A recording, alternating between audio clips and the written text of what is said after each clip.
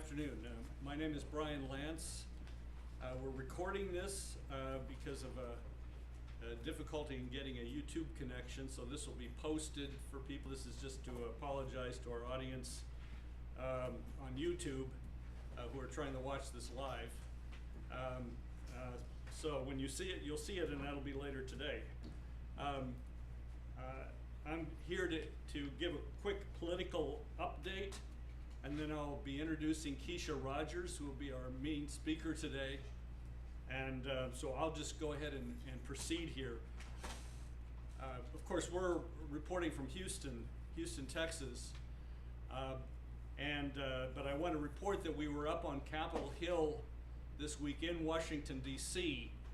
We had delegations there. People came down from New York City, from Baltimore, over from Virginia, and elsewhere. And they found a receptive audience. Congressmen, staffers, many of them shell-shocked by the election, whether they're Republican or Democrat. What's reported from the delegations, citizen organizers like yourself, was that they were trying to figure out what was going on. They're trying to put their finger on this process that's going on, which for most of them came out of nowhere. There was some discussion today with Mr. LaRouche on this, and some guffawing over the media. You've probably been watching the U.S. media since the election. It's as if they want to run the election all over again and get a different result. There's just a kind of stamping of feet, kind of a Grimm's fairy tale type of situation. So that's all there. But more importantly is that you do have this receptivity on Glass-Steagall, which after all was in both the Democratic Party and Republican platforms. We have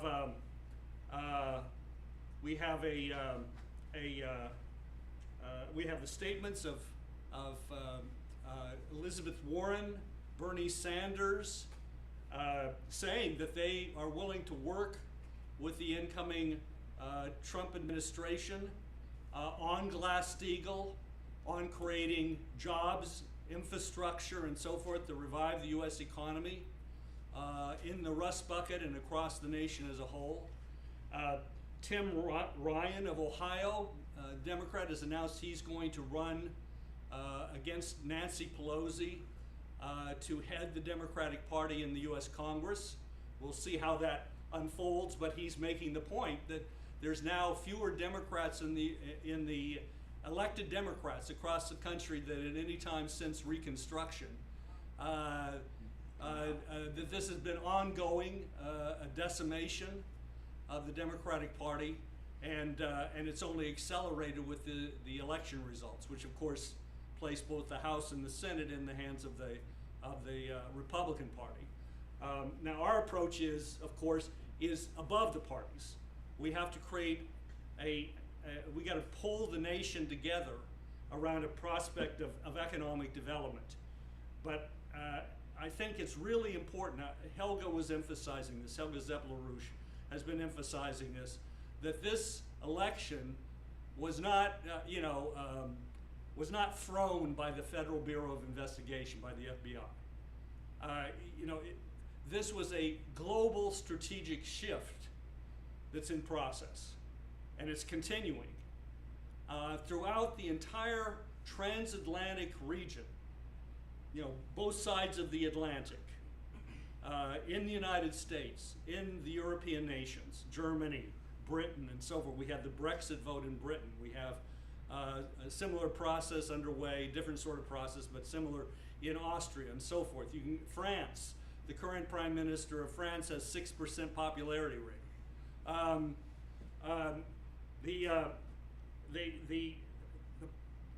The people of these nations, of our nation, have confronted now for more than a decade, really 2 decades at least, governments, a policy elite, which have not had the common welfare in mind. That's not what they've represented. this is not an abstract conclusion reached, in some ivory tower. This is what you see in the vote of a population that's really angry.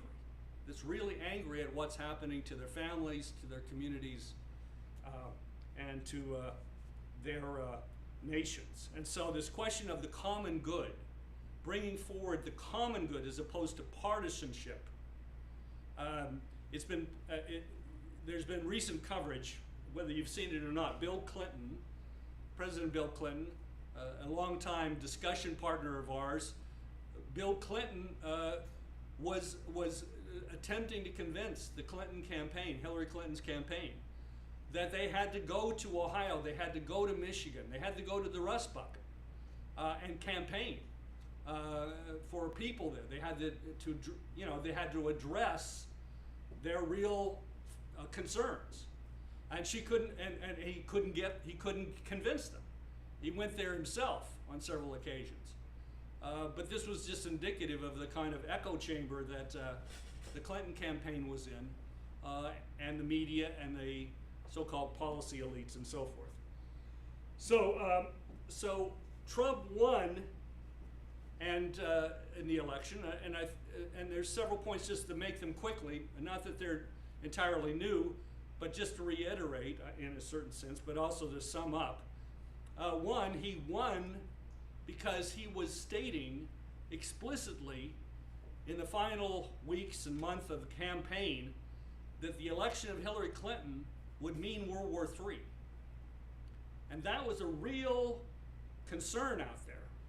I mean, as you know, the Schiller Institute, Mr. LaRouche, Helga Zepp LaRouche have emphasized this, LaRouche PAC and so on, have been on this, that this escalation towards conflict with Russia and China, the expansion of NATO in Europe, the military buildups, the movement of forces, of advanced missile system, anti-ballistic missile systems and so forth to the very border of Russia, the coup that it was running against Ukraine from the West,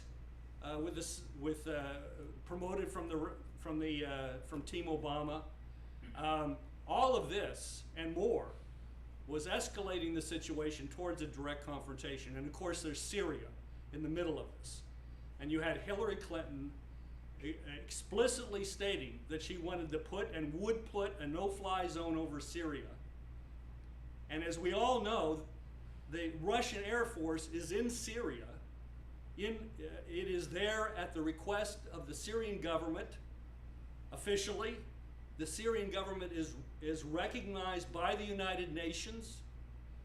A violation by the United States going into Syria would be a violation of international law. But obviously, more sensuously, it would put us directly up against the Russian Air Force. And you can imagine, in the sense of the incalculable dimensions of this, what could happen. Or at least some of the possibilities of what could happen. So that was a very important issue, an issue denied by a lot of people who were trying to look the other way on the whole thrust of the Obama presidency, including with Hillary, of course, as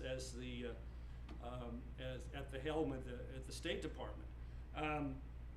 But nonetheless, that was true. Secondly, Trump was making the call for the implementation of Glass-Steagall, the reenactment of Franklin Roosevelt's legislation that had separated commercial banking from so-called investment banking, from casino operations. And that repeal had occurred in 1999 and set the United States, set the world up for the crash that began in 2007 into 2008 and 2009. And the consequence of that, which was millions of Americans lost their homes, there was devastation. There's never been an economic recovery from that. Productivity in the United States, in terms of productivity increases, has been at virtually zero since that time. That's agreed. That's just the published statistics. This is not a matter of extrapolation. Manufacturing has in steady decline, and it's not simply because jobs are going to Mexico or China or someplace else. They're just disappearing. Standards of living are declining. And then we have the crisis with Obamacare. There's other dimensions of this. But Glass-Steagall's reenactment is the #1 step that has to be taken, and we'll come back to that briefly in a different fashion. And thirdly, Trump was calling for a $1 trillion infrastructure bank. Quotes around bank, but whatever form it actually literally took. A $1 trillion program of investment into infrastructure. And that specifically this was going to be somehow harnessed to bring back jobs to the Midwest, to the industrial heartland of the United States. And so he was making this appeal where Hillary Clinton was making no such appeal in that form. And we'll come back to that a little bit.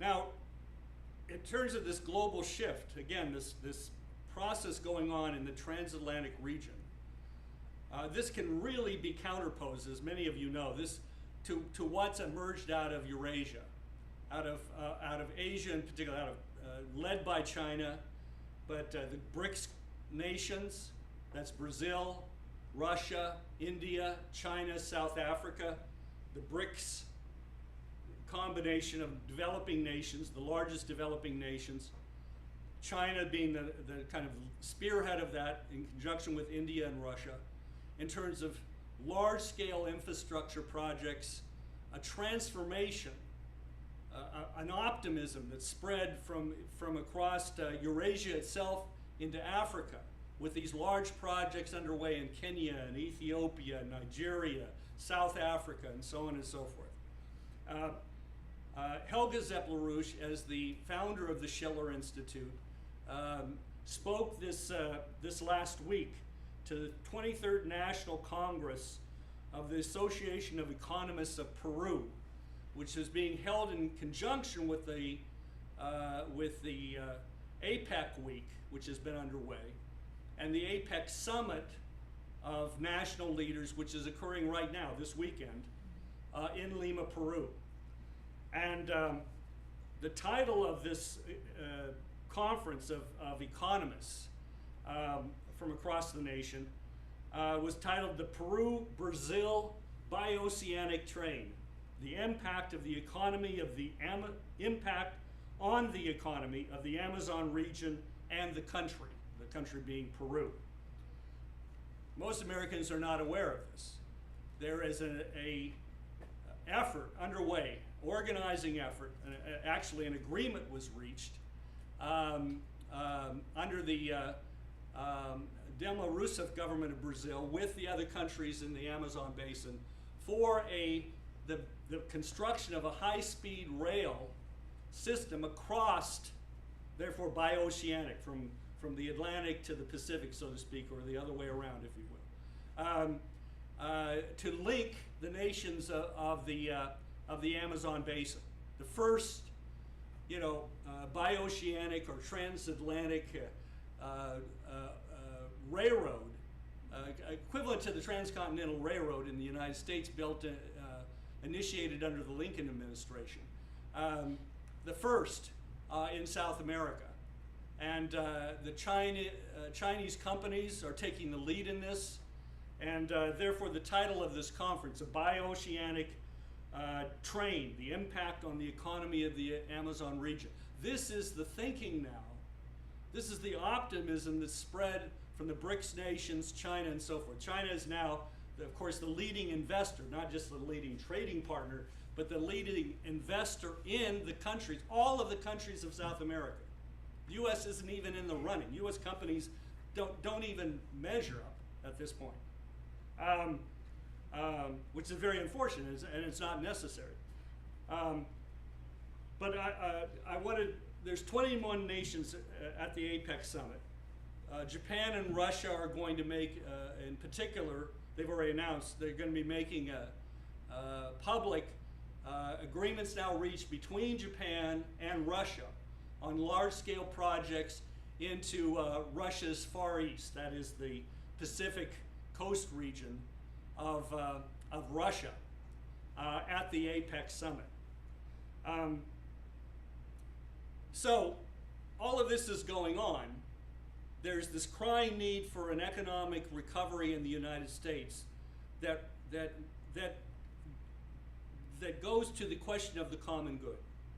In other words, this is not something that just shows up in the stock market, you know, a blip on the screen, you know, and you can hope that maybe your 401k is going to be nudged up slightly or something like this. It's got to actually go to the conditions of life of the American people, and particularly to their future, the future they can look towards for themselves and their families. How do we organize such an economic recovery? And this is where I think the rubber really meets the road. This is the real question now, because if you think of yourself in the position of Donald Trump, having been selected and about to be sworn in as President of the United States, one could say, well, Mr. Trump maybe open to certain kind of high-flying schemes and whatever, quick buck schemes. Certainly he's shown a capability for that in the past. I think that's fair to say. But you can also think of it this way. Donald Trump is not the kind of person that probably wants to walk out of the White House as a recognized failure. Right. And he is going to have to, or is under tremendous pressure to actually deliver, and we've got to actually ensure that he is kept in that position. His feet are held to the fire. And when Bernie Sanders, when Elizabeth Warren, Tim Ryan and others, Maxine Waters, California, she said she's willing to work on Glass-Steagall with the incoming Trump administration. When they're proposing this, they're proposing it certainly with that in mind. I think that's really important, because this is what I want to just spend a minute or two on, and then hopefully it will just kind of sharpen the importance of what Kesha is going to present. Just spend a minute on what actually so far has been proposed in terms of this Trump infrastructure plan, which is not workable. It can't work the way it's been promoted by Wilbur Ross and company.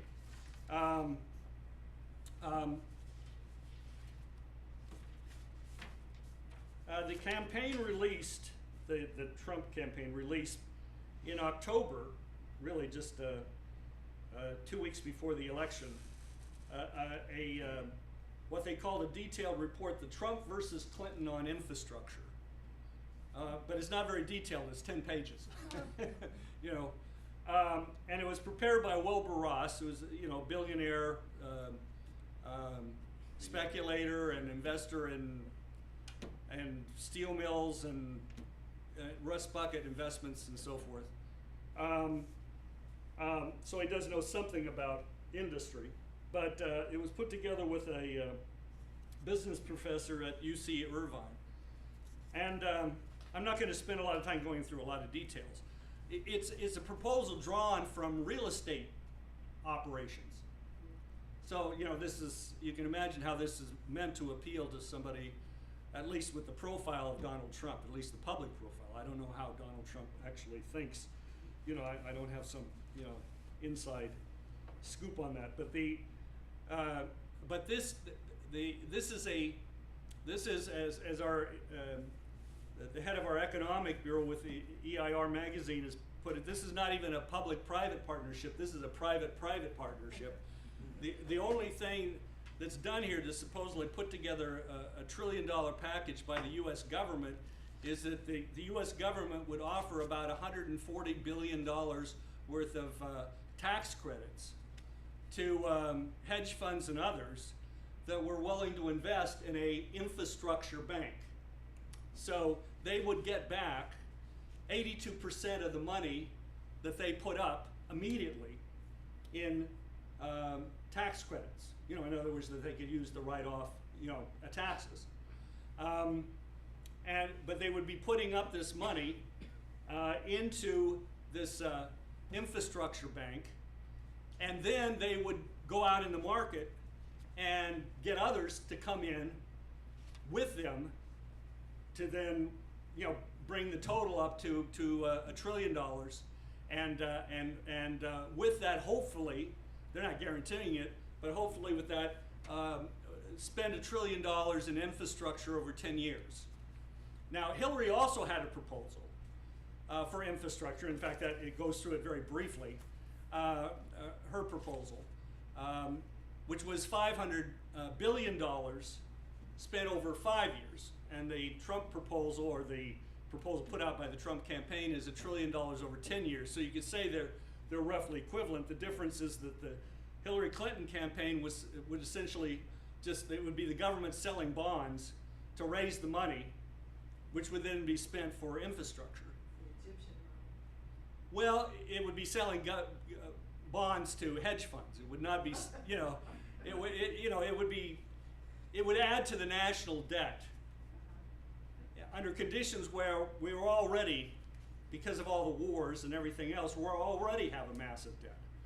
So, you know, what this would do, well, I'll just leave it at that in terms of Hillary's proposal, but the more important point is, in both proposals, just step back, the American Society of Civil Engineers, you know, in 2013, they do a report every 4 years, so they're going to have another one out at the beginning of next year, but the one that's out now in 2013 said that the deficit, the infrastructure deficit in the United States, is $3.8 trillion, $3.6 trillion. $1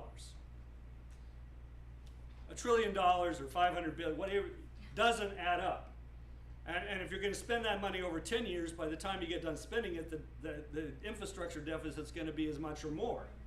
Because we're currently living on the infrastructure that was built up in this country during World War II and immediately afterwards. The highway system was built up under Eisenhower in the 50s into the 60s. But that's, you know, when you actually look around the country, dams, you know, the major infrastructure of the country, that's the period.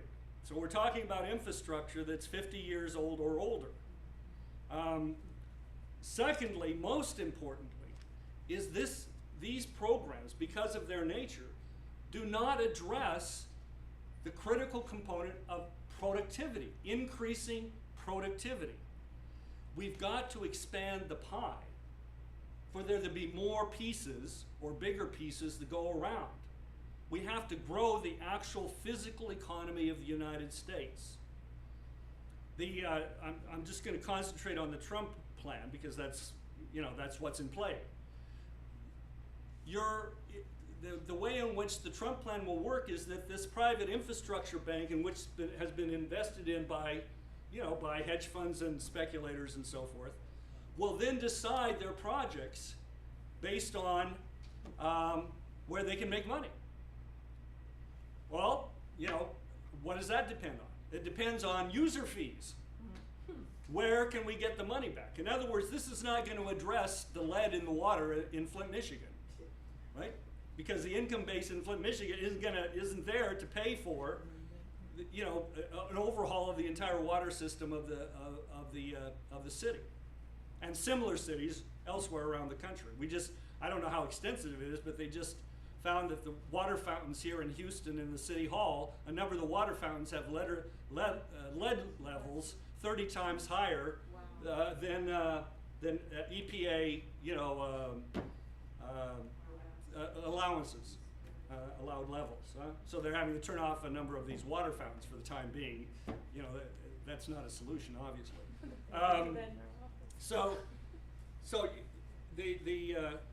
So if you have, think of it, you have some speculators in a room together and they got $1 trillion, and they're going to try to figure out, well, where can we make money with this money, well, you can imagine it's going to be chaotic. You're going to build something here, you're not going to build something here, and it's going to be a mess. It's not a top-down reorganization, you know, like the FDR Four Corners approach, where you built out the Tennessee Valley Authority system.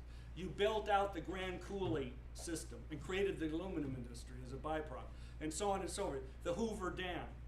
And Paul Gallagher was pointing out that those projects, going to this question of productivity, those projects were cutting edge. When the Hoover Dam was initiated, that actually was initiated while Hoover was still in office, Herbert Hoover, President Herbert Hoover, but we did not have, the equipment didn't exist to drill the tunnels that had to be drilled in the mountains to build the Hoover Dam. The equipment didn't exist. It had never been built.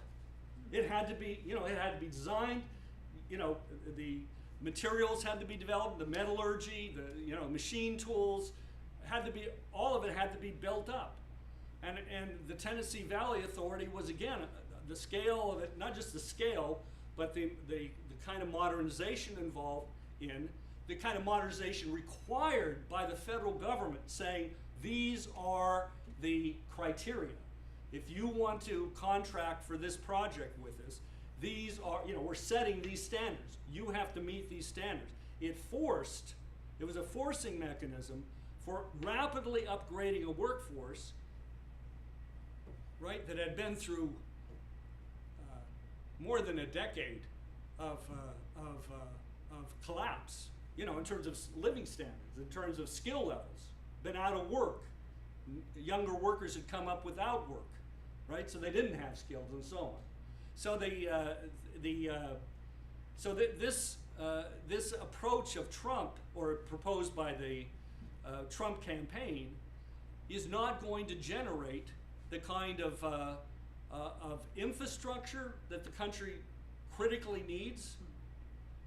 It's not going to, more importantly, really address the question of the kind of increases in productivity that are required.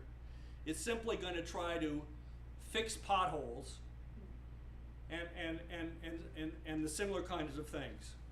Really is what it's going to boil down to. I mean, some things might be pretty nice or pretty or whatever, but it's not going to be, it's not going to measure up.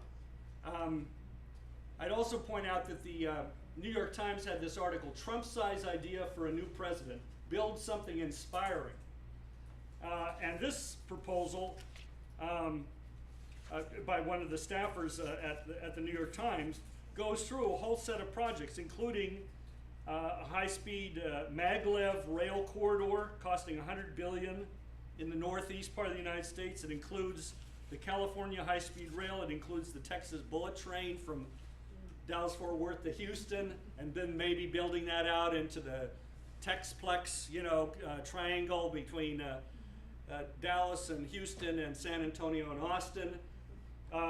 That's $10 billion. So there's some nice things here, but again, you know, it's piecemeal. You know, if you're talking about building out a national high-speed rail system for the country and maglev system going ultimately to 42,000 miles of combined high-speed rail and maglev, which is what we've circulated and LaRouche has proposed specifically, you're talking about tens of trillions of dollars over a couple of decades.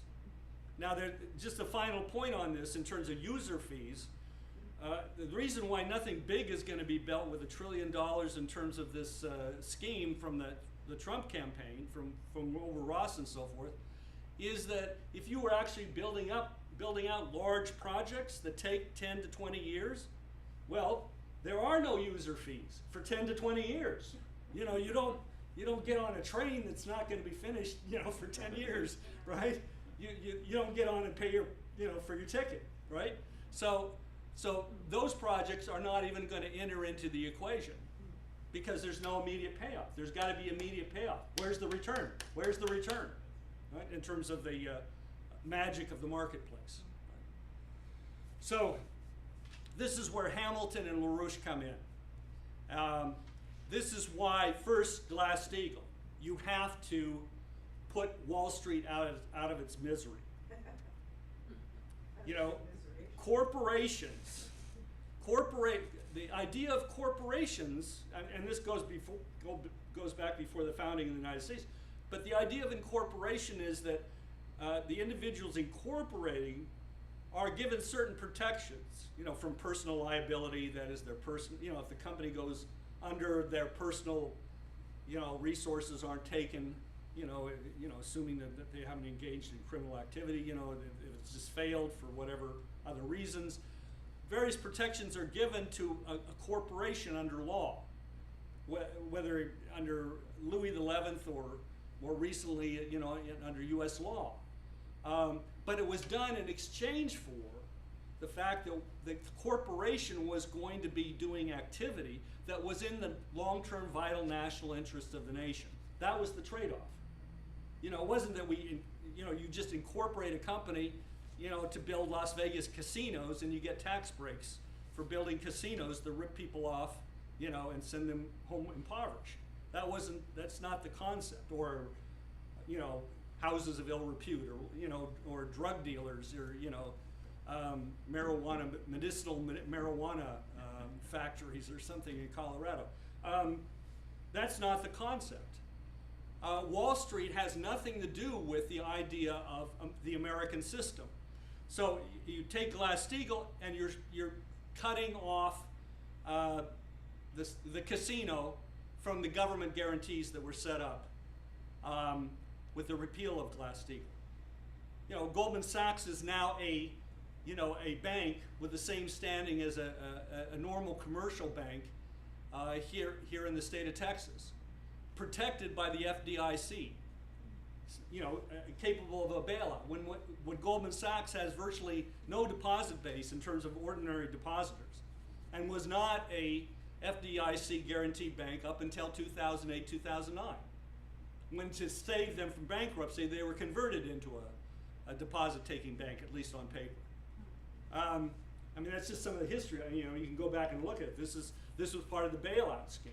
So instead of shutting down the speculators and cleaning up the mess, we brought the speculators into the commercial banking system, you know, in spades. You know, it was already underway after the repeal of Glass-Steagall, but after the crash of 2008, we brought these banks in the casino side of the financial markets even more deeply into the commercial banks. So you've got to sort this thing out. You've got to put up a wall. This is the real wall, as somebody commented. Forget about a wall on the border with Mexico. The wall that has to go up is between commercial banking and casino gambling. And cut off the casino gamblers from the guarantee of the FDIC and the U.S. government, and let them go. Let them go under. They're already bankrupt. Let them go.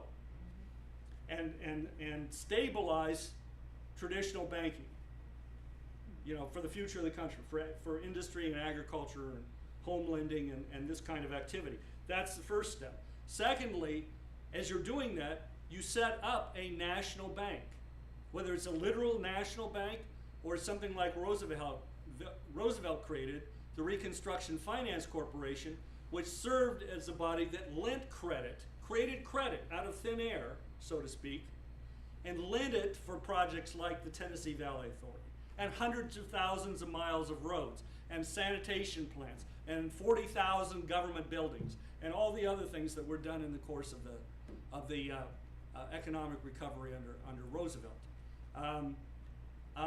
So that third element is the credit.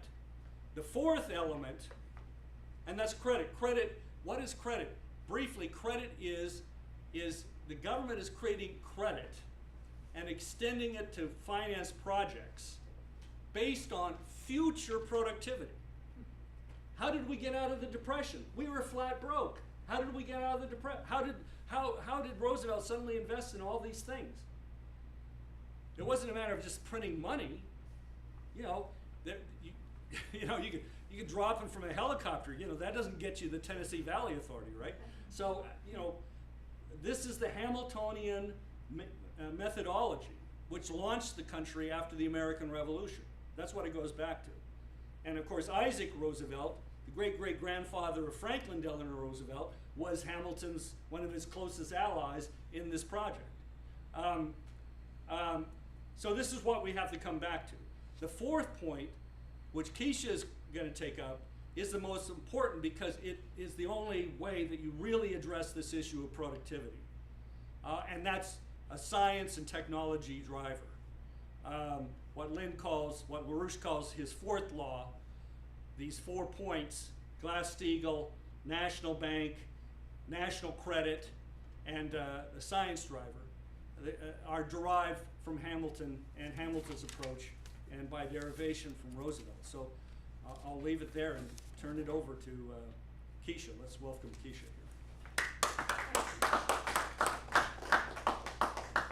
That's a powerful opening there. All right.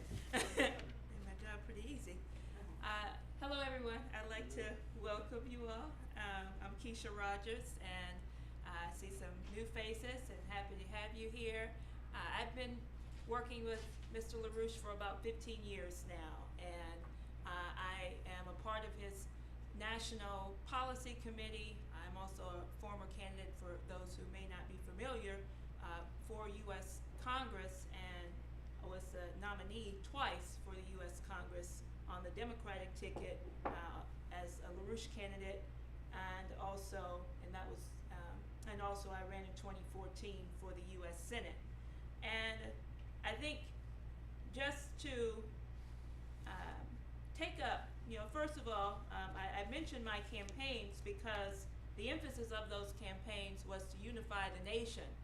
Working with Mr. LaRouche for 15 years, there really has to be an understanding in this nation, once again, that the party politics that has been identified between the red team, blue team, black, white, whatever you want to call it, is not the issue.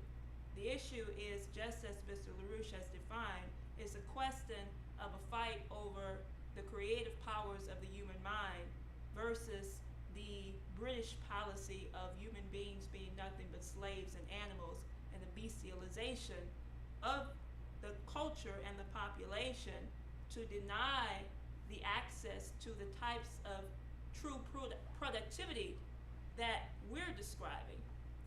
This conception of productivity that is something that Mr. LaRouche has completely understood through his method of scientific development and an understanding of productivity based on the conception of the productive powers of the human mind. And this is something that's been completely missing, and I think Brian just laid it out clearly, that the way people think about productivity right now is based on monetary value, how much monetary return you're going to get. But the increases of the energy density, energy flux density of a society per square kilometer of land area is something that is unique to Mr. LaRouche's understanding of productivity, but it's not really unique to LaRouche because he identified that it goes back to the conception and the principles that were outlined in our U.S. Constitution by the first Treasury Secretary of the United States, Alexander Hamilton.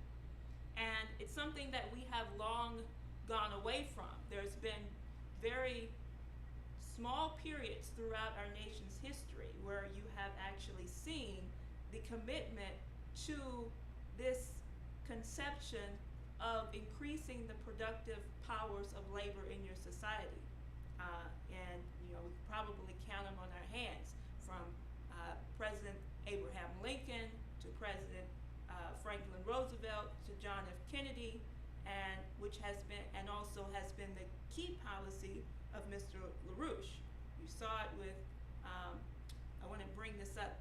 Why don't you go ahead and show that real quick.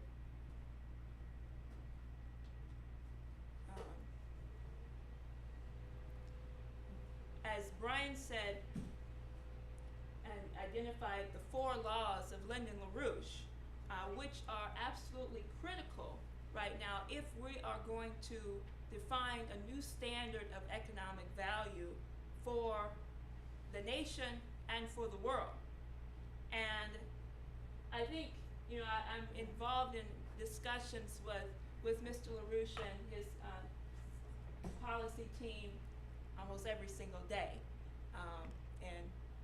And he is, and as I speaking with Mr. LaRouche, one of the things that was critical to my campaign, first of all, was the fight that I led in calling for the full implementation of a science driver policy for the nation to return to the Apollo-style mission and implementation of a science driver as was identified under the presidency of John F. Kennedy, in which we have gone a long way away from.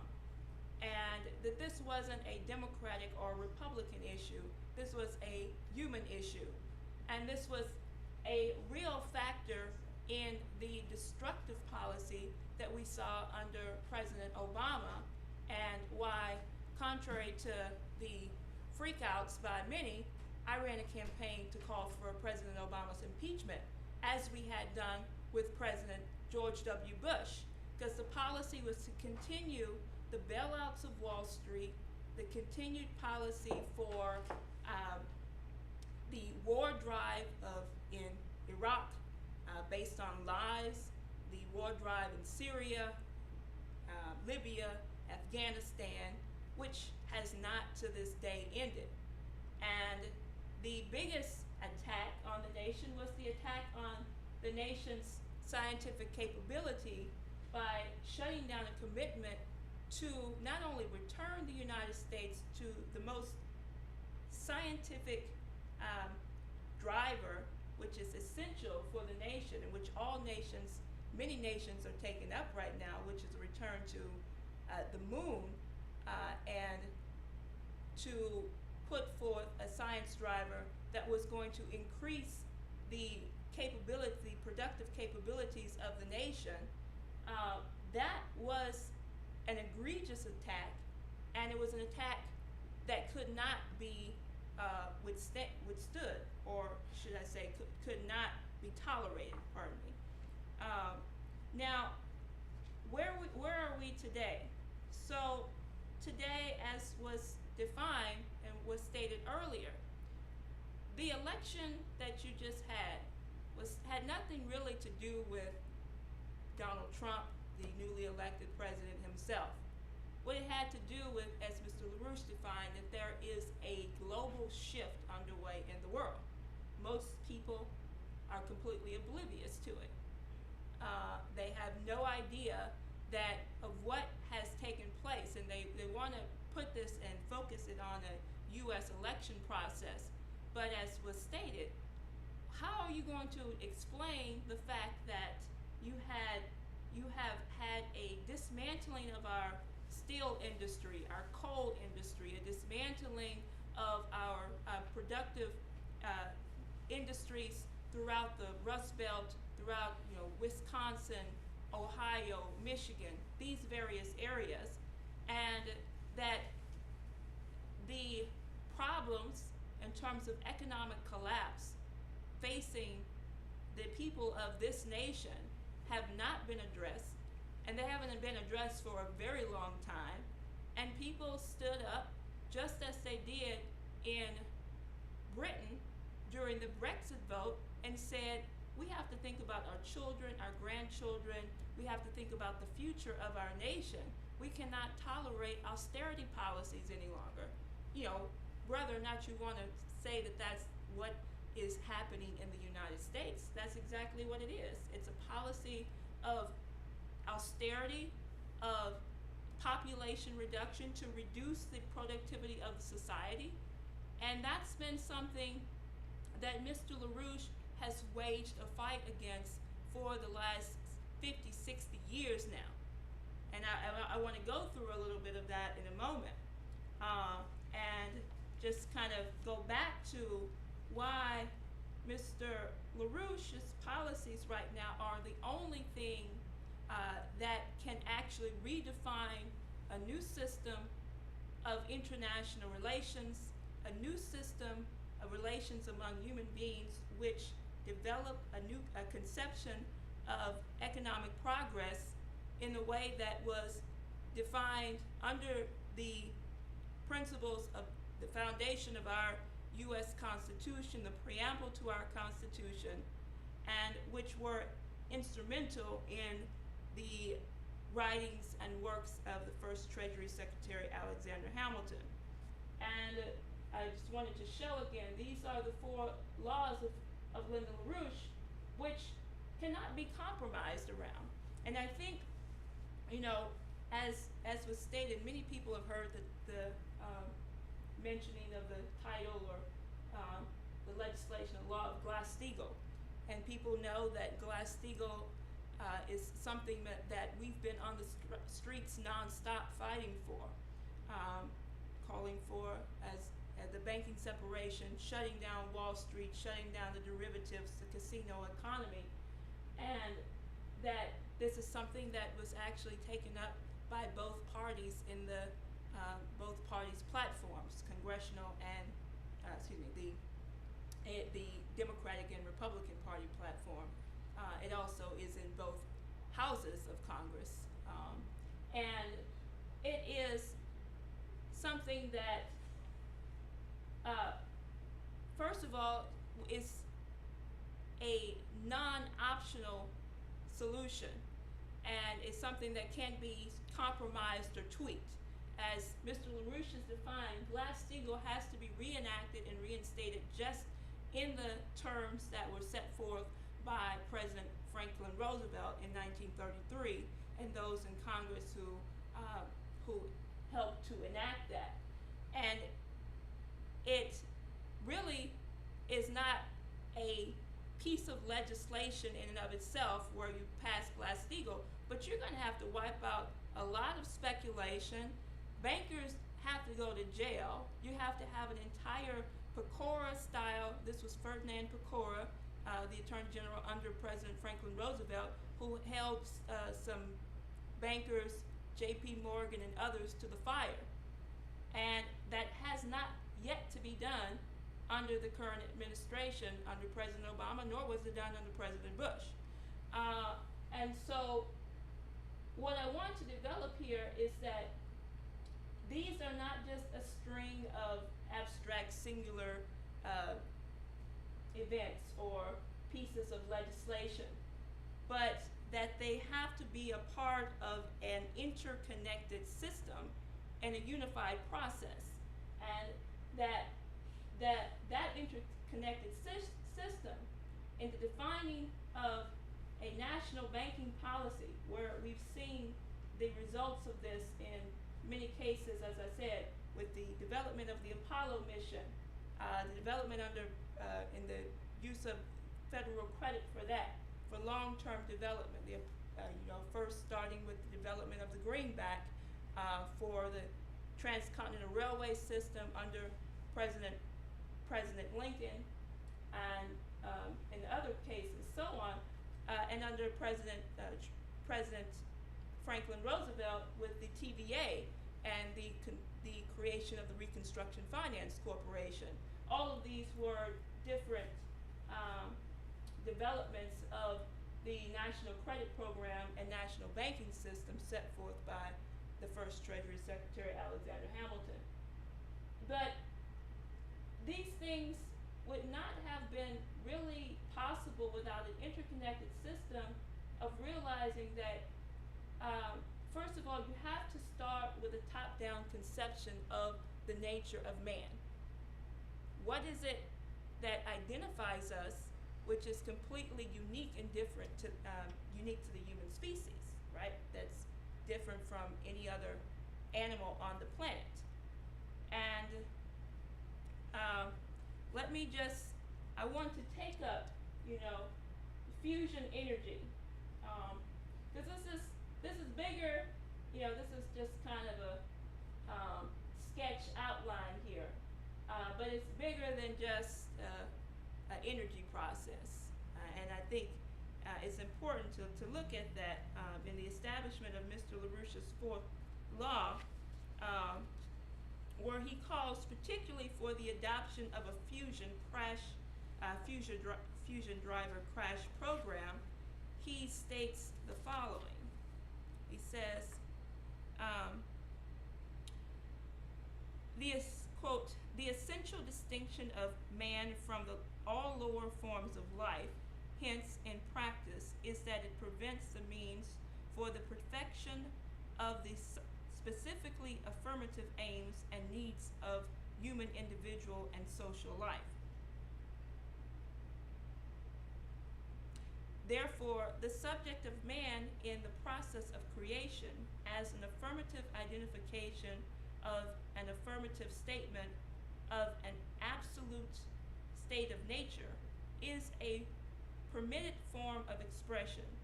Principles of nature are either only affirmation or they could not be affirmatively stated among civilized human minds. And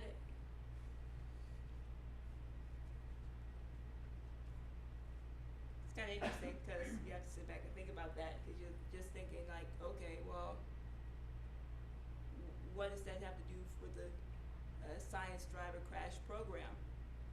Well, if you're thinking about how you're going to get a profit of return back, you think about our space program, what was demonstrated in terms of how the certain entities around the Trump administration are thinking about infrastructure and saying, how much, if we invest in this infrastructure, how quickly can we get a payback on it? Can we get a tax write-off for the population? But if you're thinking about the mankind's role in the development of our solar system, of the universe, of the galaxy that we live in, is the essential power of the human mind. That this idea that there's too many people and there's too limited resources and you can't do anything about it, and some people are just going to have to fight each other and kill each other off over resources, it's insane, because we have an abundance of resources if we just use our minds and the creative powers of our human mind to actually develop those resources. And so you think about the question of space exploration. Space exploration is not just, putting people in a spacecraft and just, hoping they make it there and shooting them off one way to Mars somewhere and, say good luck and see you when I see you. That's, we're talking about the development of the whole of space. And it was funny because I actually went to a event, a space commerce event this past week, and this came up. Well, why are you so worried about the types of energy sources it's going to take to get to Mars and how long it's going to take to get there, since if you're going to be there forever anyway, for the rest of your life, if you're never coming back? It's like, and these are scientists. I'll spare his name, but these are the people who went to the moon and flew in the first place. Astronauts who know better, who are sitting there saying, want to put the lives of human beings at stake, not even considering, well, what about radiation, and what about solar flares and bombardment and so forth, and if it takes you 6 to 9 months to get to Mars, that's a long time to have to go through all of that. But you're saying, well, what does it matter? I think we've heard that before. Yeah. so I think what Mr. LaRouche has waged the fight around, and this is important to understand, his record going back, for a very long time, to the taking on this very identity and question of what's defined by a group called the Club of Rome in 1971 is a good example, called the Limits to Growth Policy, that there are limitations to the resources and to the growth and to the potential that exists within a society. And growth takes place exponentially. If you you have so much food, and so much food can feed so many people, and once you run out of food, then the people can't sustain themselves. Completely insane policy. And this is something that Mr. LaRouche has understood has been, the policy that has been explicitly stated by the imperial policies of the British Empire, Prince Philip himself, talking about if he was a deadly virus, he would come back and wipe out so many people in the population. You can look all this stuff up. It's there. I'm not making this up. And this is something that the enemy of humanity and of the type of productive society and increases in productivity that Mr. LaRouche has been a devout advocate of absolutely hate, and why they attacked him and the people who have worked around with him, the scientists who work with him. It's important to look back that in 1971, with the formation of the Club of Rome and their development of the limits to growth culture, they put forth a book and published a work called Limits to Growth, detailing what I just said. And during that time, Mr. LaRouche was the only one who, working with key scientists, took this on emphatically. And we developed what was called the Fusion Energy Foundation in 1974, taking up, and this was also with the development of the Fusion Energy Foundation. This was a major undertaking by our organization. This was what was attacked because we had over, according to records, about 80,000 subscribers at that time. We're talking about investment. We were actually shaping legislation in the Congress prior to that on the development of fusion research and what was needed to carry out a policy in enacting a real science driver fusion economy.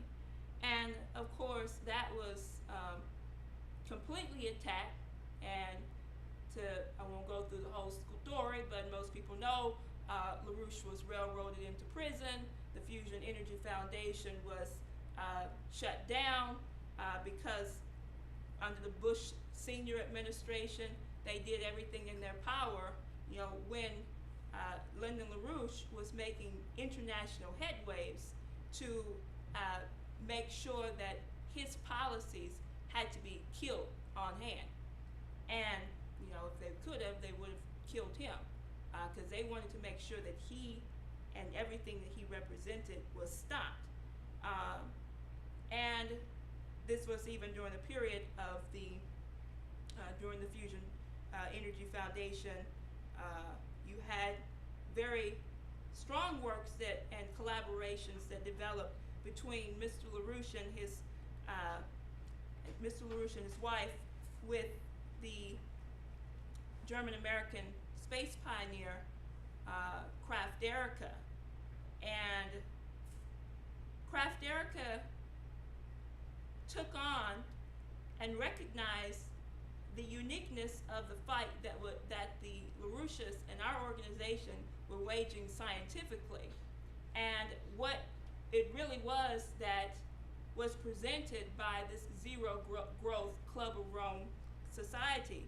And he actually took that on himself by making the point that space exploration was not just a thing, it was the imperative of mankind. It was mankind's extraterrestrial imperative. And he wrote many writings about why it was, in order to develop our capabilities for growth and expansion on Earth, we had to leave the confines of one small planet and go out into the development of and conquer low Earth orbit, develop cislunar space, develop the moon. He had beautiful visuals and conceptions as to how to build colonies, build resources on the moon. And I'm going to go through through that in a second. But he also understood that this was a real fight over the creative powers of the human mind against this bestialization by this zero growth budget cut operation, which he saw it then. You know, it didn't just take place with the Constellation and Obama's budget cuts. That was the sort of the end of the line in a series of what's been happening to the destructive policies of productivity of our society. But it was a very definitive act, as we saw recently. And I just wanted to read this quote from Kraft Derrica in taking on the budget cutters and limit to growth policy. He says he actually wrote an article for the Fusion magazine in 1982, and he says the authors, quote, "The authors of Limits to Growth compare the growth of mankind to mindless multiplications of lilies in a pond. I never considered mankind a lily in a pond, senseless and mindless." That's true, you know, that's, you know, just like, think about that, the fact that this zero growth culture really devoured, or what's the word I want to use? They really just demeaned the creative process of the human mind and said, oh, human beings, they're nothing more than, you know, lilies in a pond. And, I mean, so it really, he knew, as Lyndon LaRouche has, what you're dealing with in terms of a attack on the human creativity and a degeneracy of culture that has been rapidly undergone for the last 50, 60 years. And this is why, you know, it's important to look at, I want you to bring up real quick the energy flux density chart. What happens when you have a degeneracy in the culture and a shift away from the human productive powers in terms of when you don't have a national mission and commitment in your society. As was said, during the 1970s, you know, LaRouche was pushing forth, and the Fusion Energy Foundation, to counter this attack. But this was starting, the development of fusion research was going back to the mid-1950s, early 60s, and this was something that was really taking off, was at its high point also during the Kennedy administration and during the Apollo mission. That's what, you know, it wasn't just about landing a man on the moon and returning them safely to Earth, but what were the characteristics that had to be in place? What were the development capabilities, infrastructure, so forth? You know, obviously we know about the spin-offs from the Apollo mission. We just didn't kind of just snap our fingers. We had a Saturn V rocket. We had all this fuel. We got there, you know, and we closed our eyes and we said abracadabra and we were on the moon. It didn't work like that. You had to have a whole field of scientific collaboration from the greatest minds in the nation and elsewhere. And because of that science driver, that mission orientation, and what we were able to do to bring all skilled labor backgrounds together, you saw, particularly at that time, during the 60s or so, you know, first of all, you've had an increase in the energy flux density of the society, you know, from, if you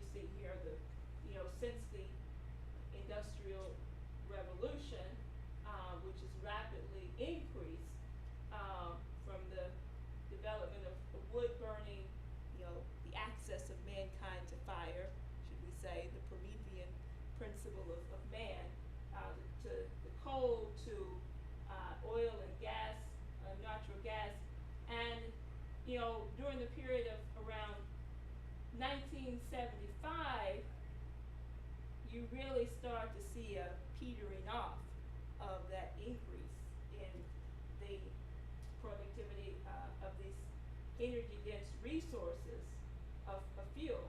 And every time you go up to a different resource, the level of increases in energy density is, magnitudes greater. And so by the time 1975 came, around the time of this major fight around the development of this limits to growth culture, budget cutters, obviously President John F. Kennedy had been assassinated. The whole, you also had, don't forget what Mr. LaRouche had warned about in 1971 with the shift in the policy of the United States away with the Nixon administration, away from what had been really set into motion by President Franklin Roosevelt of a Bretton Woods policy, fixed exchange rate system, international credit policy that was underway. And you started to see the looting of resources, the backwardness in policies, cuts to funding and fission research development. And as I said, after 1975 or so, this really started to peter away, started to break off. Now, so I'm going to go through some aspects of the fight around fusion, and just kind of maybe do a little pedagogical on it in a few minutes. But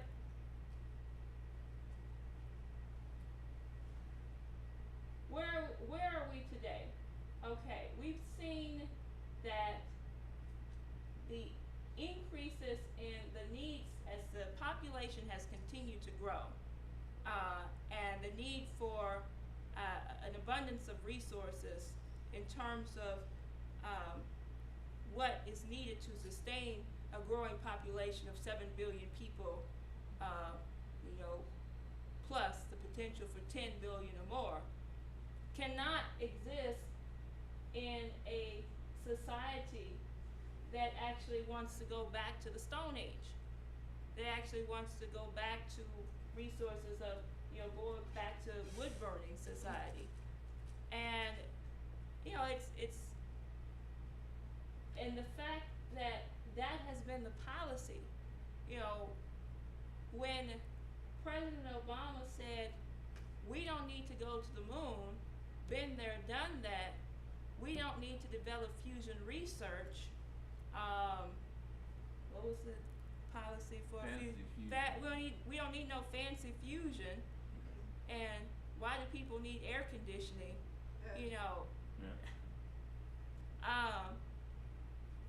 We have the greatest creative capabilities existent of mankind throughout the entire planet. And so we took this on and continue to take it on because Mr. LaRouche has developed a plan which needs to be read and studied by every member of Congress, and trust me, we have taken this to every congressional office, and it's something that needs to be mastered and read and studied by the entirety of the population, because most of the population have no clue in terms of what real productivity development is. You talk about infrastructure, there's complete misconception. It's about profits and money, but what is it that people recognize during the development of the transcontinental railway system? you know, you're talking about the freeing of the minds and the population from a culture which seeks to keep them bestialized. And you do that through creating an economic renaissance. Because, and this is just the United States version. We put together a U.S. version of the development plan that was put forth by the LaRouche organization to get the United States to immediately join in an international cooperation that had been set forth by and offered by China, Russia, and particularly China, to join with China's New Silk Road Development Plan. And if you can't see it, it says the United States joins the New Silk Road, a Hamiltonian vision for an economic renaissance. And this is the recent proposal of the LaRouche organization that came about at the period when the the U.S. administration was offered a hand of cooperation to join with the efforts of the nations of the BRICS, particularly Brazil, Russia, India, China, South Africa, who had just established a new system of international credit, U.S. relations, and development of productivity, which the United States rejected. And what we wanted to identify was what it was that is essential in terms of what the United States was actually missing out on in terms of rejecting such a policy. And the fact that you can look at where we've gone in the last 30 years and where China has gone in the last 30 years, and it's almost abysmal to see, like, just the rapid degeneration of the United States. And the fact that, I mean, you look at the advancement, you know, first of all, we put out this massive report which about all of the development projects throughout Eurasia, Africa, Russia, the greatest potential ever. The increases in new cities, high-speed rail systems, the increases in the development of fusion and nuclear power underway, and comparing that to what you have in the United States right now, which has been an increase in, for the past, you know, last 2 administrations, in the mortality rate of the population, an increase in drug abuse, drug overdose, a decrease in the productivity of our society, you know, the shutdown of our, you know, the continued shutdown of the commitment toward a science driver mission orientation, the continued shutdown of our industry, of our manufacturing, of our auto industries, all of this. And the fact that we still haven't developed one inkling, really, of high-speed rail in the United States, that one of the most industrialized, productive nations on the planet, where China, not only in its own country, has developed thousands of miles of high-speed rail, but as was said, now programs, trade agreements being signed in Ibero-America, in Africa, and other places for such development, is absolutely critical that we take up this commitment for a new economic vision for the United States. So, give me 1 second here.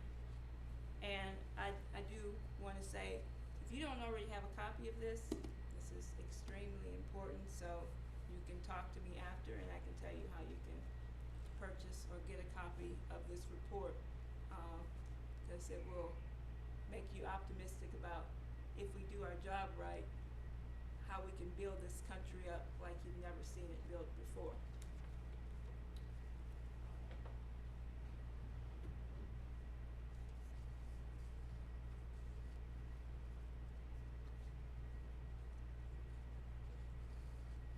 So now, going back to this fusion science driver and the fourth conception of Mr. LaRouche's program, the 4 laws which he's laid out. We had a discussion with him, myself and my colleagues, just recently, and as he was developing this conception of bringing forth a new system of international relations, he said that there's really one requirement, an avenue by which you do that. Obviously, his 4 laws as an urgent necessity are the first priority, but the way you're going to do that is that you have to have, as he said, a driver in space science, that space science is the way that people have to operate, because space science incorporates crucial elements which are lacking from other sources. And this was exactly the thinking of, as I mentioned earlier, space pioneer Kraft-Derricka. He says, as Kraft-Derricka, who has now been passed away since 1984, but who really still shares a very strong, interconnected simultaneity with the thinking of Mr. LaRouche. And because it goes back to the thinking of what our society, what our nation was founded on, and why the space program is important in terms of the increases in the needed productivity of society. Because one thing that's instrumental in that is increasing the optimism of your society, increasing the inspiration of your society, and increasing the culture of your society. And the emphasis on the space program is not because you want to be able to talk about how much dividends, returns, monetary value you're going to get, but how it is that you're going to uplift a culture and a new generation of leadership that actually can participate in a truly creative society, and to actually transform the potential of mankind on and off the planet. And this is a very inspiring quote by Kraft-Derricka. He says, excuse me, quote, "Our work in space will change Earth's present closed world environment into an open one, with access to vast space resources and other critically needed benefits that will greatly improve the lives of all people and preserve the Earth for the maximum human future," end quote. So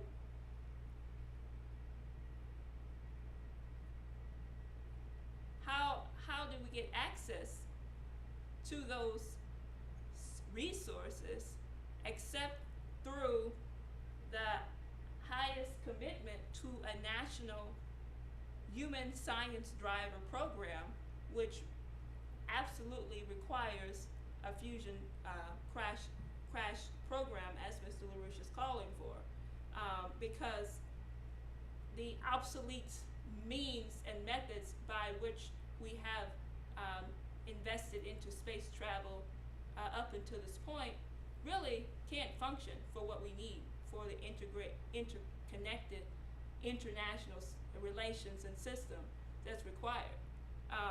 You can't continue to go and travel into space, and not only travel into space, but start to develop the resources in space, on the moon, and eventually on Mars through chemical rocket propulsions.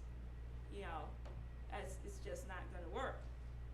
And you know, now we've set ourselves tremendously back because we didn't do the funding and the necessary research, and we've continued to decrease that funding. You know, just think about it. MIT and Princeton have experiments and fusion experiments that have been undergoing for some time, and just recently, but for the past 8 years, we've been rapidly cutting the funding to this research, and in these fusion research facilities. And you had a major breakthrough that took place at MIT on September 30th, where that facility in one of their fusion experiments reached actually made a breakthrough in their fusion experiment just, 2 days, September 30th, just to October 1st. 3 days before this facility and the research was to be cut, and the facility was to be shut down. Now, at the same time, you've seen continued record breakthroughs taking place within China and its commitment for the advancement of fusion research, but also commitment to the advancement of the development and exploration of space, starting with the colonization and development of the moon, which is absolutely crucial. Why is it crucial? Because, as Kraft Derricka said, you have to get access to vast space resources, which are critically needed to benefit the entirety of the people of the world. Well, one of those space resources is helium-3, and which as one of the resources which is instrumental in fusion reaction, but which doesn't, I'll get into that in a second, doesn't exist in abundance at all on Earth, but does exist in abundance on the moon. So, but the fact that, you know, we are shutting down that capability in terms of what's needed for a national science driver perspective to advance that is really a bad situation. And recently, China actually had a similar breakthrough, but on a different magnitude, where they reached a level of confinement of plasma and had a breakthrough in their fusion experiment that took place for over, I think it was 102 seconds, over a minute. So that's what you're talking about right now is how do you get to levels of breakthroughs in fusion research, which is necessary to actually be able to bring about the needed commitment to the development of this increase in energy density that will eventually be able to magnify the levels of energy output of your society, which increases the energy output of the society at levels that don't yet exist, but will increase the productivity of your society. So I'm going to show this video in just a quick second here. And the idea is that, you know, you want to try to get to a level where your energy output is more energy coming out than what you're actually putting in, more energy generated than what you're putting in. So we'll show in a second why the commitment to the mining and development of helium-3 is something that the Chinese got their hands on, and they realized that anybody who is rejecting this is completely not on the right track. So this video I want to show just kind of gives a sense of how one example of how this process works. And I will say that my colleague Megan, who Mr. LaRouche developed a science and research team that works very closely on with Mr. LaRouche on the implementation of these scientific policies. And she just did a very beautiful presentation on full aspects of, you know, how this fusion crash program would look, how this research takes place. But I wanted to give you an example of how this process works, and then I'll go back into a few other thoughts on it. Just a short video. Are two parallel laser bays, each containing 96 beam This is the National Ignition Our Facility. trip with the laser beams begins in the master oscillator room, where a very low energy laser pulse is created. This pulse is only 20 billionths of a second long in duration, which is a beam of light about 20 feet long. It's amplified and then split into 48 laser pulses, which are carried over to the two laser bays using fiber optic cables. Here, the 48 pulses are amplified in a preamplifier by a factor of about 10 billion. Then they're split into 192 pulses and sent into the main laser system. As we track 8 of these beams through the facility, you can see the path of the beams highlighted in red. The first amplification occurs in the power amplifier. It has 5 glass slabs that were energized by the powerful flash lamps. Then they travel to the main laser cavity that directs the laser light back and forth 4 times through 11 sets of laser amplifier glass in the main amplifier system. This gives the laser beams another boost of energy. During this time, optical components ensure that the beams maintain their required pulse shape, quality, and spatial uniformity. On the final pass through the optical system, the laser light is allowed to exit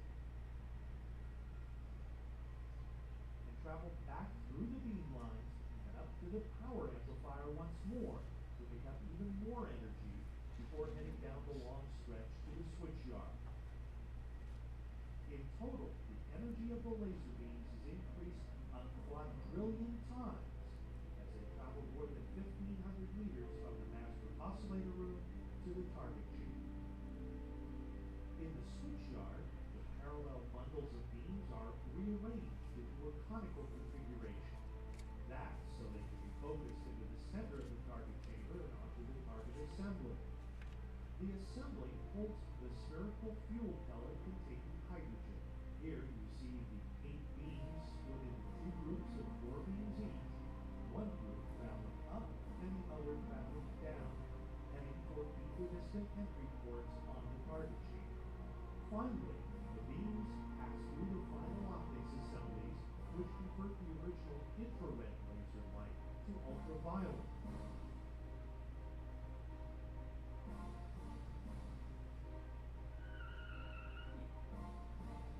The beams then converge on the 10mm target assembly called a hole run, generating a bath of X-rays. This causes the tiny target sphere to implode and ignite in a controlled, self-sustaining fusion reaction.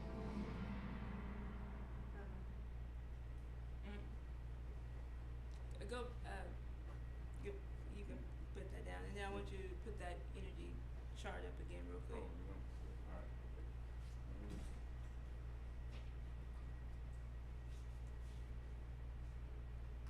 Okay, I want to put this up again because, okay, so you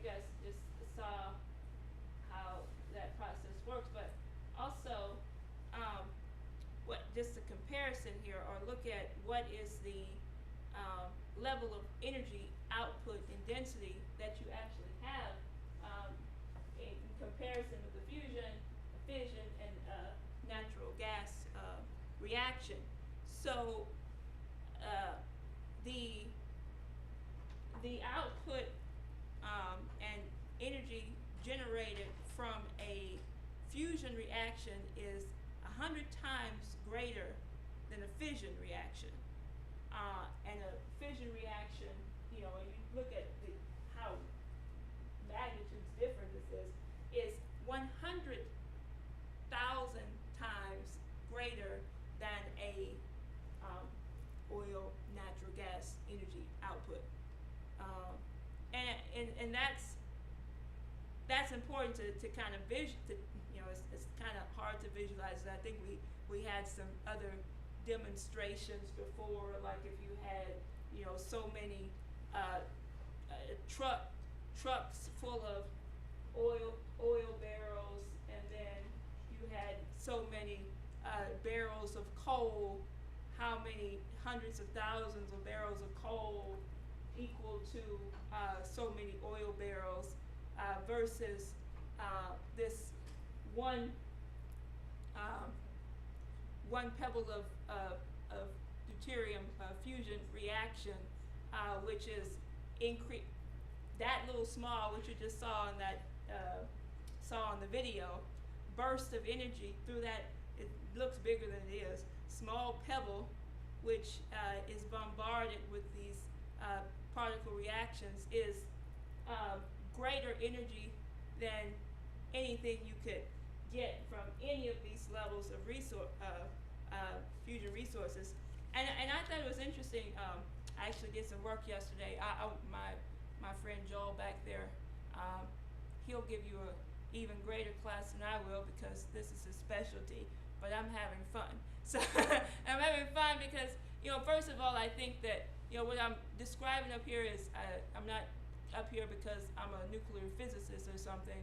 I'm up here because I want to give you an example of the policies which are absolutely critical to the development of a political policy solution for this nation and for the planet, which is based on an increase in the productivity and the energy density of the society. And this is something, you know, what I was just thinking about is, if you want to compare, you know, most of us are kind of in a very naive state about what we actually have in comparison. You know, what's taken off since the development of the Industrial Revolution, what access we had really since the development of the Tennessee Valley Authority, the rural electrification, you know, and things that people get on their cell phones, and people have all this access to energy, and people leave the lights on everywhere, and you have no clue. And when my friend here was telling me that in Haiti, people have access to 100 watts of energy. What is that? Is that per day or just complete? Well, That's you could operate one light bulb. That's 100 watts. For an hour or for a day. For an hour or for a day. I mean, one light bulb. Yeah. As much as we wash our clothes and we leave the lights on and we have this access to washing machines or dishwashers, how much energy does all of that take? That's a lot of energy. And you have people being told, oh, you don't need any access to electricity, you don't need access to fusion, you don't need that fancy fusion. And if you had that increase, Mr. LaRouche laid out in his work that he was doing during the development of his program for a lunar development, lunar industrialization, and a Mars program. If we had a commitment to a fusion economy, a fusion crash driver, you know, we can have energy densities at levels that that, you know, it would put out levels of energy that would be magnitudes greater than anything we've ever had. You know, we're talking right now, we're dealing in watts, you know, light bulb, gigawatts for electric plants and so forth. But then if you have a fusion energy implementation for your nuclear power plants, you start to get into what he calls terawatts of energy output. And, you know, you can like light up everything for, you know, miles and generations to come. And you don't have to worry about getting that light bill and it's said, oh my God, Johnny, turn off the light. so I mean, and that's something we shouldn't have to be worrying about, you know, because a society that has light is a society and has, you know, access to light, or as we would say, access to Promethean fire, you know, and it's a new form of Promethean fire because we're not going back to the wood burning, you know, lighting the carousel, what do you call those? Kerosene lights. You know, we actually have to, you know, go to a whole new level of output. And so,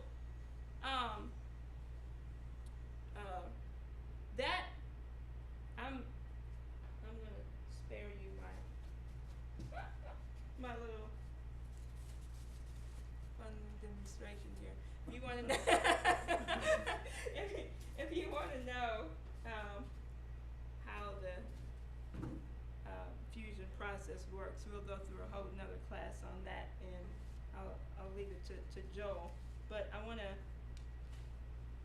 just end here, 1 second.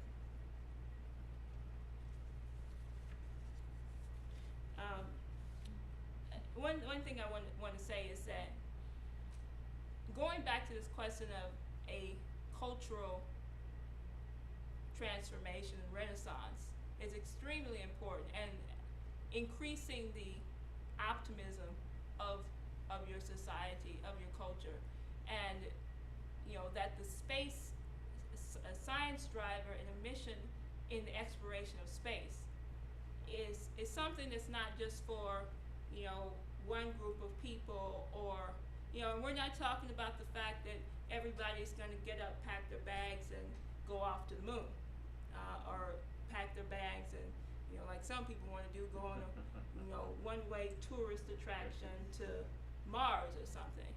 But the development of space is essential to the development of our understanding of who we are and the capabilities of our minds throughout the solar system. And it's to understand that we actually have an interconnected system, which is unified and that doesn't have a bunch of separate parts. And that once we get an understanding of that, and we can actually develop that system as a whole system, then that's when mankind will become that much more powerful. And I thought it was interesting because in the discussion I had with Mr. LaRouche, he said, if you really want to get an understanding of this, then you have to see the interconnection between the universe we live and the development of space to the development of classical culture, and particularly classical music. And I thought that was extremely provocative and important, because one thing that's been missing in our culture and has been degenerating, the degeneration of the culture that we live in, is not only do we not only do we have a disregard for the creativity and of the human mind, and for the imagination which comes with the development of the human mind. You know, the imagination of how it would look for mankind to develop the entirety of our solar system. And Kraft Erica had some beautiful conceptions of that. Lyndon LaRouche had some beautiful conceptions of that.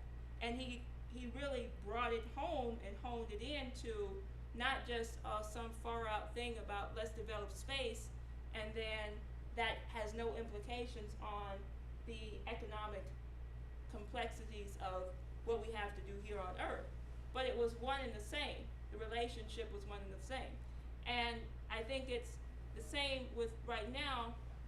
If we actually foster the imagination and the creative output of our culture and our society and the human mind, which starts with you have to have a government and a culture that's not promoting Ozzy Osbourne, Beyonce, DJ, whatever, but advances in the development of the greatest scientific and cultural minds,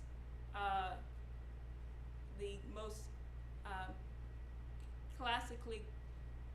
classical contributions to society, you know, Beethoven's, the Bachs, the Einsteins, and that not to say or accept that, oh, those people were way out of our league.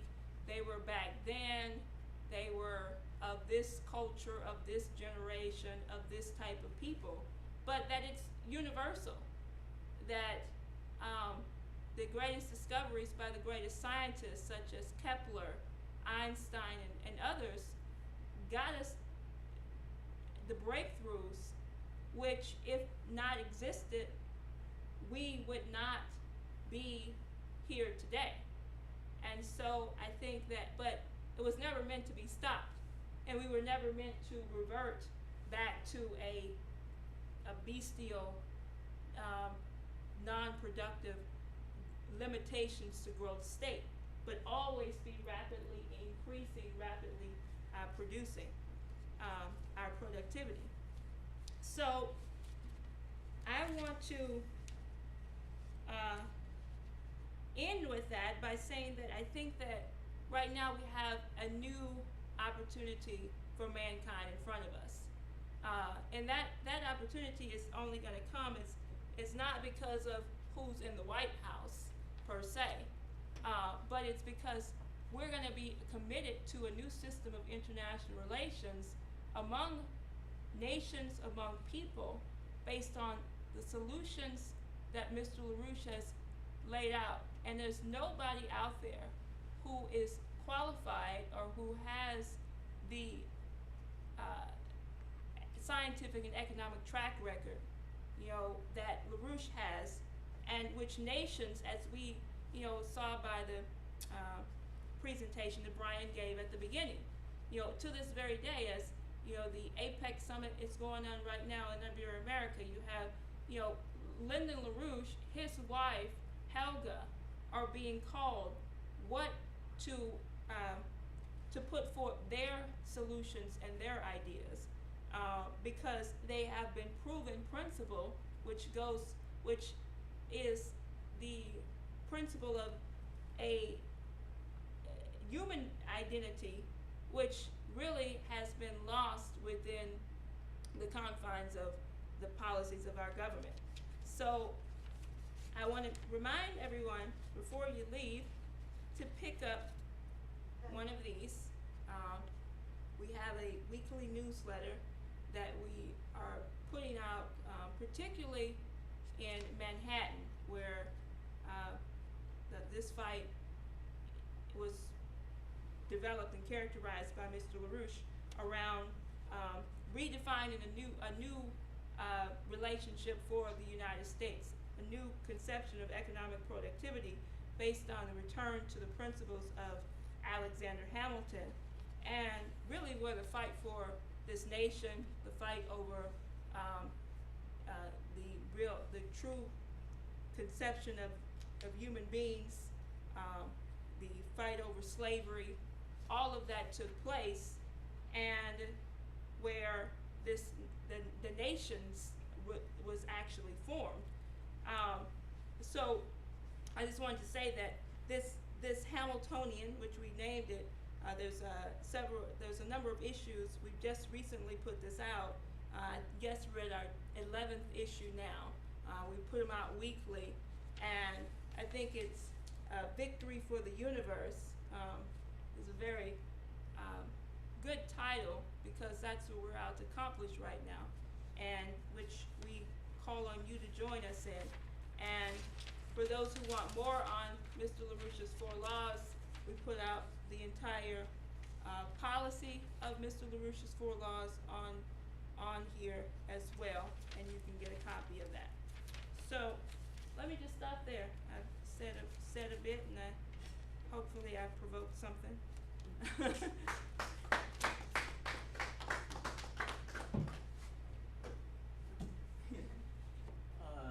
have a sort of a comment, because when you first talked about Lyndon's, when he said that we have to be affirmative.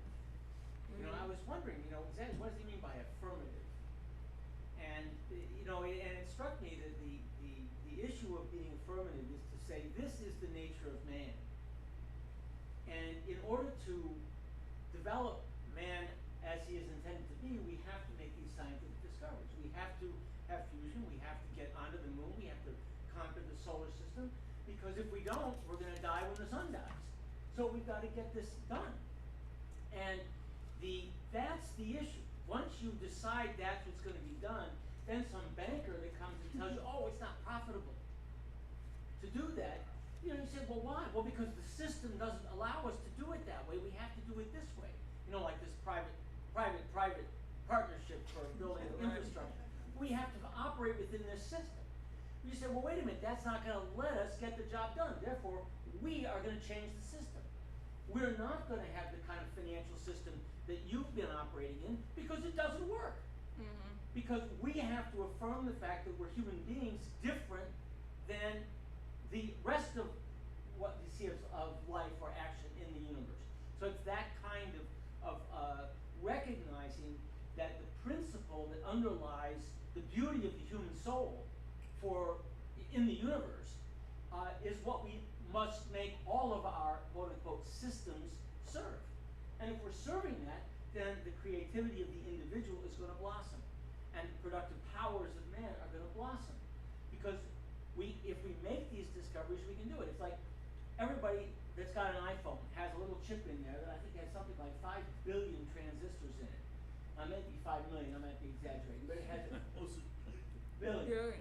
And how did they cut those transistors into that chip? Well, they're using extremely finely guided lasers. And what's powering lasers? Well, it's an electric grid that allows us to be able to create these beams that have this incredible productivity. And so when you're asking yourself, if you ask yourself, what does it mean to have a greater energy density per square kilometer, per whatever, right, per person, per hour of man hour? Well, that's what it means. It gives us tools that give us the ability to do things that were never even conceivable for mankind in the past. So if we make these discoveries, if we encourage the human mind across the planet to make these discoveries, then we're going to see unbelievable things. Because we're getting down to the point now where the switches are going to be molecular. Okay? It's going to be at the size of molecules, switching things on and off, so that you can have not 5 billion in a chip, but you can have 5 quadrillion in a chip. Mm-hmm. And it's, what are we going to use the chips for? Pokemon Go? What are we going to use them for? Well, we're going to use them for things that will allow us to do the computations required to conquer the universe. Conquer the solar system, get out in the galaxy. That's affirmative. And you say, if mankind isn't being allowed to do that by some system, then you change the system, because you've got to have development. Right. Well, that's interesting, because you think what China did, and to a certain respect, because the fact that right now they have increase in their development in terms of the development of electric high-speed rail systems that didn't exist 20, 30 years ago at all.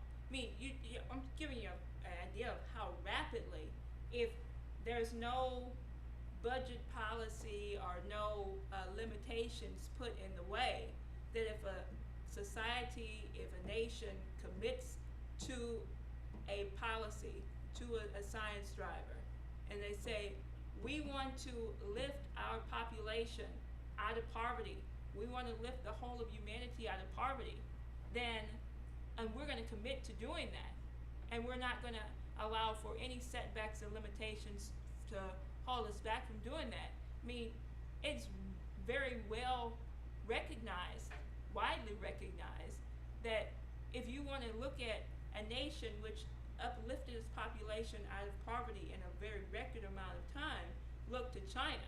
If you want to see a nation that, you know, is helping to uplift other backwards third world countries and so forth out of poverty, look to China. And that hasn't always been the case. You know, and China had some backwards policies. But they've changed those policies.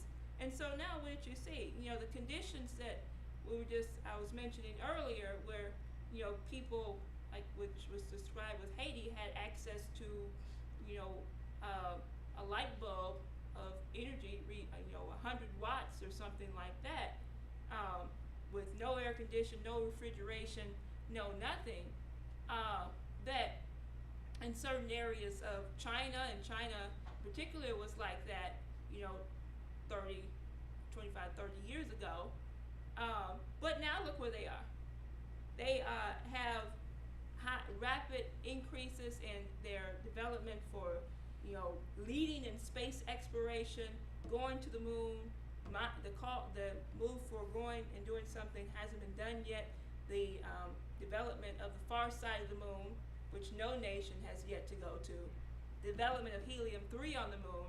And once they get there, they're off, because they have access to the resources that Kraft Erica said, but they're not doing it because they want to have a, you know, race to the moon to say, let's real estate. Real estate. Yeah, let us get there first, and let us get access to all the resources and leave you out. But I just wanted to bring that up because I think it's right. If we shut down all of these limitations, the limitations by a society that has been put forth by a monetary society, a speculative economy, we rid of that, we get Glass-Steagall implemented, we actually commit ourselves to a national mission orientation again, then the possibilities are unlimited. There is unlimited access and no limitations to the growth potential that we could have right now. Yeah, I think that's one of the most exciting things about the development of fusion, because of the fusion torch, you know, which you touched on. But it's amazing, because not only will fusion allow us to get off the planet really, and deep into our galaxy, but you can take the material that are dug out of a building site here on Earth and transform them into their basic elements with an magnetic sorting process, and use that, you know, as if you just done a mining operation. You know, when a lot of the materials that we need to use are rare, or else, you know, have been fully developed, and we need that stuff back. You can get it all back. You know, I mean, there's a huge amount of these minerals in the Arctic. But we'll, you know, in a rapid development, we'll take care of that. There's a lot of them in our landfills. Yeah, there's a lot in our landfills. That's right. They'll become our mines. Any other questions or thoughts, comments? I think I was watching National Geographic day before yesterday, and they were talking about, I think it was JFK's plan to bring water from Alaska. Then the walk. I think Lyndon, LaRouche, one of his plans is to bring water from Alaska, right? I did read in some literature. Yeah, that was called the North American Water and Power Alliance, NWAPA program. And it actually would go very well if we had LaRouche's, the implementation of LaRouche's 4 laws, the National Credit Program, and a fusion crash science program. The reason it was shut down is the same reason a lot of this research was shut down in these projects, because one, President Kennedy was assassinated. There was a takeover of the banking speculative cartel, and takeover of the limits to growth operations there. And so not only was the policy and vision that Kennedy had around the Apollo mission, which was well into play, actually taken and put on the back burner, but also this program, which you just named as well, that was came out by the Parsons Engineering Company out of California in the 1960s. And so it definitely would be, in terms of the implementation of a national science driver mission, something that would be instrumental to take up again, especially when you're dealing with the droughts, water crisis. But it wasn't just about water, but you had to have, again, whole infrastructure development plans, increasing your skilled labor, your steel capacity. High-speed rail would be extremely essential for a NWAPA program to take place, because you have to get the materials up to building up the dams and the catchment systems and so forth to be able to catch this water and channel it down into the I system. heard like we sort of dismantled a lot of dams in Oregon, California because of, That we dismantled, let's say the a lot of dams, because Because of green policy. green environment, just to yeah. The fish. Yeah. Yeah, that's what it was. Also on the water thing, what Lynn insisted on a few years ago is that we can't look at NWAPA as a sort of an isolated water grab to get some water that we need now, right? Which we do need, and we should build it. But he began to realize that the science of looking at the water cycle had advanced to the point where we've been able to identify virtual oceans or rivers of water in the atmosphere. And if you can properly tap that, you can cause rain anywhere you want. And the experiments are being done using this ionization process, where you ionize the area, and that has the effect of pulling in the water and condenses it around the ionized particles, and you get rain. And it's been working in, I guess was it in Yemen or? Yeah, Oman. In Oman, and then in Mexico, and in a few other, I think there was some work done in Ethiopia or something like that, in northern Africa somewhere. But the idea is that this is a area where we could tap volumes of water that were unimaginable in the last couple of decades. We didn't even know they were really there, and now we have this map of virtual rivers in the atmosphere. So, if we could get the population excited about that kind of thinking, as we get them excited, not if, but as we get them excited, that becomes the force that says we will not tolerate submission to these systems that say we